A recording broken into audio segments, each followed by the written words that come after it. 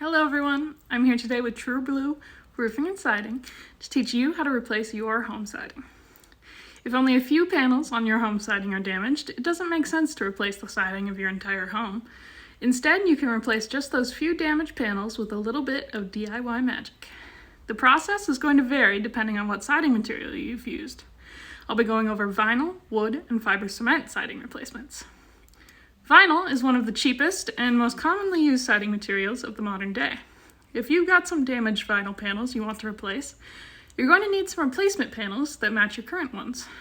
You're also going to need a zip tool, a hammer, and some 1-inch galvanized nails. If you're familiar with vinyl siding, you'll know that each panel has a bottom lip that is designed to hook onto the nail strip of the board below it.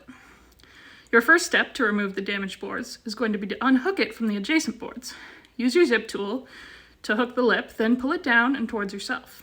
Do this along the top and bottom of your damaged board. Then use your claw hammer to pull the nails out and remove the old panel. Now you can install the new panel by slipping it behind the edge of the panel next to it and snapping the bottom lip to the top of the board below. Make sure both sides of the panel overlap with the ones next to it for a watertight seal.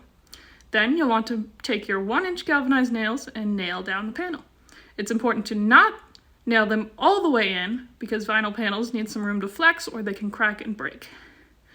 Once it's nailed in, use your zip tool again to pull down the lip of the board above and snap it onto the nail strip of your new board. That's it. Next, I'm going to go over the process for replacing wood paneling. For this, you'll need new replacement boards, 8D nails, a claw hammer, a flat bar, and a utility knife. Start by cutting any caulk or paint around the edges of the board. Use the back of your hammer to pull out any face nails. Then use your flat bar, gently pull the board out. Once the board is removed, you can slide in the new panel up underneath the edge of the one above it. Make sure it lines up cleanly with the panels next to it so that you have no gaps.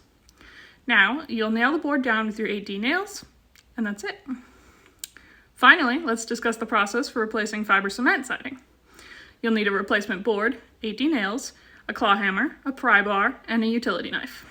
Start by using your utility knife to cut any caulk or paint around the edges. Pull any visible face nails. Then, take your pry bar and gently pull the upper board away from the damaged one. This should reveal any hidden blind nails underneath.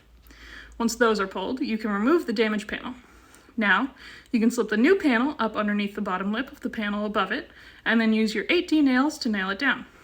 Be sure to caulk any exposed edges when you're done. And that's it.